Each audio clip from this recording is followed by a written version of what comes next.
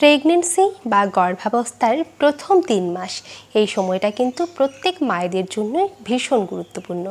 কারণ এই সময়ে মায়েরা কিভাবে জীবনযাপন করছে তার উপর কিন্তু অনেকটাই নির্ভর করছে যে তার গর্ভের সন্তান কতটা সুস্থ ও স্বাভাবিকভাবে পৃথিবীতে আসবে। পুরো প্রেগনেন্সিটাকে কিন্তু ৩টি ভাগে ভাগ করা হয়। একটা হলো ফার্স্ট ট্রাইমেস্টার, তারপর সেকেন্ড ট্রাইমেস্টার, তারপর থার্ড ট্রাইমেস্টার। প্রেগনেন্সির এই প্রথম ৩ মাসকেই বলা হয় ফার্স্ট ট্রাইমেস্টার। তো আজকে আমি তোমাদের সঙ্গে এটাই আলোচনা করব যে প্রেগনেন্সির ফার্স্ট ট্রাইমেস্টারে কি করা উচিত আর কি করা উচিত নয়। তো নমস্কার বন্ধুরা, আমি Jimmy's baby care and parenting চ্যানেলে সকলকে অনেক স্বাগত জানিয়ে শুরু করছি আমার আজকের ভিডিওটি। প্রেগনেন্সিতে কিন্তু মায়েরা অনাগত সন্তানের সুস্থতার চিন্তায় এমনিতেই সবসময় অস্থিরময় হয়ে থাকে। সেই সঙ্গে পরিবারের লোক এবং পারিপার্শ্বিক লোকেদের দেওয়া নানা পরামর্শ, যেমন এটা খাওয়া যাবে না, কেউ বলে ওটা খাওয়া যাবে না, এটা করা যাবে না, ওটা করা যাবে না, তাহলে বাচ্চার ক্ষতি হবে, এই বিভিন্ন পরামর্শগুলোতে কিন্তু মায়েরা ভীষণ কনফিউজ হয়ে পড়ে যে আসলেই এই সময় কি করা যাবে আর কি করা যাবে না। তো এই সমস্যাগুলোর সমাধানের জন্যই কিন্তু আমার আজকের ভিডিওটিতে প্রেগনেন্সির প্রথম ৩ মাসে কি করণীয় এবং কি বর্জনীয় তার উপর একটি বিজ্ঞানভিত্তিক আলোচনা করা হবে। তো আশা করছি ভিডিওটি খুবই হেল্পফুল হবে, তাই আশা রইল যে ভিডিওটি স্কিপ না করে পুরো ভিডিওটি তোমরা দেখবে। তো চলো আর দেরি না করে ভিডিওটি শুরু করা যায়। তো প্রথমেই বলি যে যখনই তোমরা বাড়িতে প্রেগনেন্সি কিটের মাধ্যমে প্রেগনেন্সি টেস্ট করে পজিটিভ রিপোর্ট পাবে, তখনই কিন্তু তোমরা ১-২ দিনের মধ্যেই চেষ্টা করবে তোমাদের নির্বাচিত গাইনোকোলজিস্টের কাছে চলে যাবার। এক্ষেত্রে কিন্তু তোমরা একদমই দেরি করবে না। যদিও অনেক গর্ভবতী মা এবং তাদের পরিবারের লোকেদের কিন্তু মনে একটা ধারণা থাকে যে প্রথম ৩ মাসের মধ্যে ডাক্তারবাবুর কাছে যাওয়ার কোনো প্রয়োজন নেই, ৩ মাস পর থেকে ডাক্তারের কাছে গেলেই হবে। তো এই ধারণাটা কিন্তু একেবারেই ভুল। কারণ যদিও বাড়িতে প্রেগনেন্সি কিটের মাধ্যমে টেস্ট করে আমরা পজিটিভ রিপোর্টটা জানতে পারি, কিন্তু প্রেগনেন্সিটা জরায়ুতে এসছে কিনা সেটা কিন্তু আমরা জানতে পারি না। তার জন্য কিন্তু ডাক্তারবাবুর কাছে গিয়ে আমাদের আলট্রাসোনোগ্রাফি করে রিপোর্টটা অবশ্যই ডাক্তারবাবুকে দেখাতে হবে। কারণ আজকাল আমরা এমন অনেক ঘটনা শুনি যে ভ্রূণটা জরায়ুতে স্থাপিত না হয়ে সেটা হয়েছে ফেলোপিয়ান টিউবের মধ্যে, যেটাকে কিনা একটপিক প্রেগনেন্সি বলা হয়ে থাকে। আর এমন প্রেগনেন্সিতে কিন্তু মা এবং সন্তান দুজনেরই প্রাণ সংশয় হতে পারে। আগেকার দিনেও এই ঘটনাগুলো ঘটতো, কিন্তু আগে যেহেতু এই আল্ট্রাসাউন্ড এই সমস্ত ব্যবস্থা ছিল না, তাই কারণটা আমরা জানতে পারতাম না যে কেন। অনেক সময় আমরা শুনতে পারতাম যে গর্ভবতী মায়ের মৃত্যু হয়েছে, এমন ঘটনাও কিন্তু শুনেছি, কিন্তু এর কারণটা আগে জানা যেত না। এখন যেহেতু এই ব্যবস্থাগুলো আছে, তাই আমাদের আর দেরি না করে কিন্তু তাড়াতাড়ি ডাক্তারবাবুর কাছে গিয়ে ডাক্তারবাবু যে সমস্ত টেস্টগুলো করতে দেবেন সেগুলো তাড়াতাড়ি ঠিকঠাকভাবে করে ডাক্তারবাবুকে রিপোর্টটা দেখিয়ে নেওয়াই ভালো।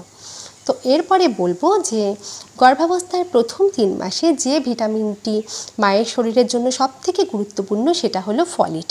তো যখন তোমরা প্রথম ৩ মাসে ডাক্তারবাবুর কাছে যাবে, ডাক্তারবাবু তো অবশ্যই তোমাদের ফলিক অ্যাসিড সমৃদ্ধ সাপ্লিমেন্ট দেবেন, কিন্তু সেই সঙ্গে আমাদের কিন্তু চেষ্টা করতে হবে যে প্রতিদিনের খাবার থেকেও যেন আমরা এই ফলিটকে নিতে পারি, মানে খাদ্য তালিকার মধ্যে যেন ফলিক অ্যাসিড সমৃদ্ধ খাবারকে আমরা রাখতে পারি। আর এটা কিন্তু আমরা পেয়ে যাব যে সিজনাল ফলমূল, মানে কালারফুল ভেজিটেবল, কালারফুল ফ্রুটস, এইসব থেকে কিন্তু আমরা এই ফলিক অ্যাসিডকে পেয়ে যাব। আর শুধুমাত্র প্রেগনেন্সির প্রথম ৩ মাসে নয়, যারা প্রেগনেন্সির প্ল্যান করছো, মানে প্রেগনেন্সি আসার ৩ মাস আগে থেকেই কিন্তু এই ফলিটের সাপ্লিমেন্ট নেওয়া শুরু করা যেতে পারে। এতে করে মানে যে আমরা কিছু বাচ্চা দেখি ঠোঁট কাটা, তালু কাটা, এই সমস্ত সমস্যা নিয়ে জন্মায়, এগুলো কিন্তু সাধারণত হয়ে থাকে ফলিটের অভাবে। তো এই সমস্যাগুলো হবার সম্ভাবনা কিন্তু অনেকটাই কম থাকবে। এরপরে বলি যে এই প্রেগনেন্সির প্রথম ৩ মাসে গর্ভবতী মায়েদের যে একটা কমন সমস্যা থাকে সেটা হলো বমির সমস্যা। অধিকাংশ মায়েরাই কিন্তু এই সমস্যা ফেস করে। আর এই বমির কারণে অনেকে তো একেবারেই খাওয়া দাওয়া করতে পারে না, আর তাদের মনে কিন্তু সবসময় তাদের সন্তানকে নিয়ে চিন্তা হতে থাকে যে আমি যেহেতু ঠিকঠাকভাবে খাওয়া দাওয়া করতে পারছি না, তো আমার বাচ্চাও হয়তো ঠিকঠাকভাবে বেড়ে ওঠার জন্য পুষ্টি পাচ্ছে না, তার হয়তো বৃদ্ধি বিকাশ বাধাগ্রস্ত। বলি যে এই সময় মানে প্রেগনেন্সির প্রথম ৩ মাসে বাচ্চা কিন্তু খুব ছোট্ট ভ্রূণ আকারে থাকে, তাই তার প্রয়োজনীয় পুষ্টির যোগান দিতে মায়ের কিন্তু অধিক পরিমাণে খাবার প্রয়োজন পড়ে না। এই সময় মা যদি সামান্য কিছু খেতে পারে তাহলেও কিন্তু যথেষ্ট। আর এই সময় যদি মায়ের ওজন না বেড়ে বরঞ্চ একটু কমেও যায়, তাহলেও ভয় পাওয়ার কিছু নেই। তবে অনেকের এমন হয়ে যায় যে জল খেলে জলটা পর্যন্ত বমি হয়ে যাচ্ছে, তাহলে কিন্তু শরীর ডিহাইড্রেট হয়ে এটা মা এবং শিশু দুজনের জন্যই হার্মফুল হতে পারে। এমন পরিস্থিতি হলে কিন্তু অবশ্যই তোমার ডাক্তারের সঙ্গে কথা বলতে হবে, তিনি সেই অনুযায়ী বমির ওষুধ দেবেন এবং কিছু প্রোটিন পাউডারও দিতে পারেন। তো এতে কিন্তু তোমাদের এই সমস্যাটা আশা করি অনেকটা কমবে। আর এছাড়া বমির সমস্যা কম করার জন্য তো আমার ভিডিও দেওয়া আছে, তো তোমরা কিন্তু সেগুলোও দেখে নিতে পারো।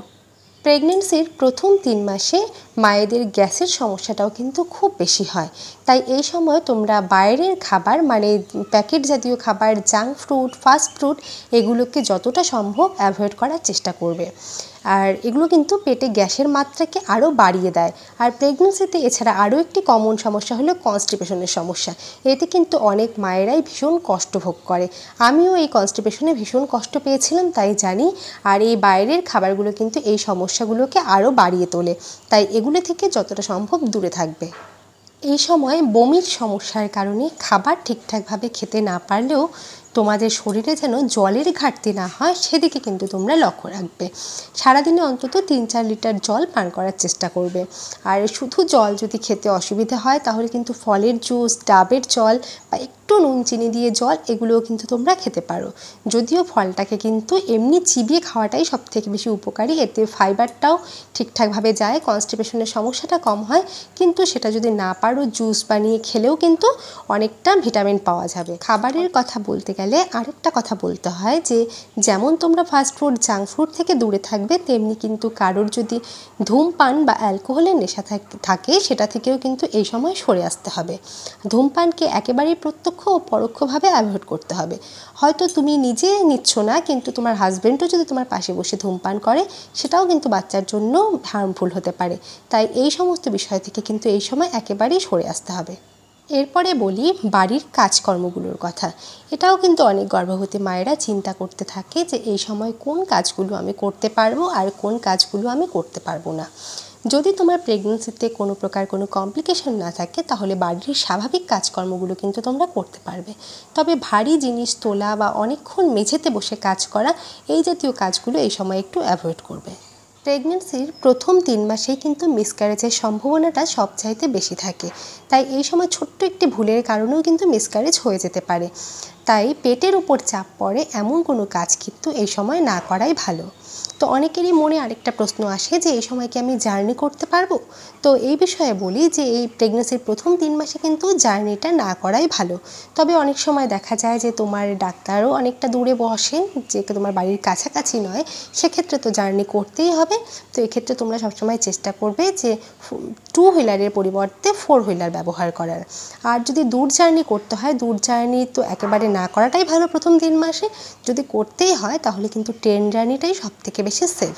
এরপরে যে গুরুত্বপূর্ণ পয়েন্টটি বলবো সেটা হলো গর্ভবতী মায়ের মানসিক স্বাস্থ্য। গর্ভবতী মায়ের মানসিক স্বাস্থ্য ভালো রাখাটাও কিন্তু এই সময় ভীষণ গুরুত্বপূর্ণ। তো এই সময় কিন্তু গর্ভবতী মায়েরা এমনিতেই ভীষণ পরিমাণে স্ট্রেসে থাকে, হরমোনাল চেঞ্জের কারণে সাধারণত এটা হয়ে থাকে।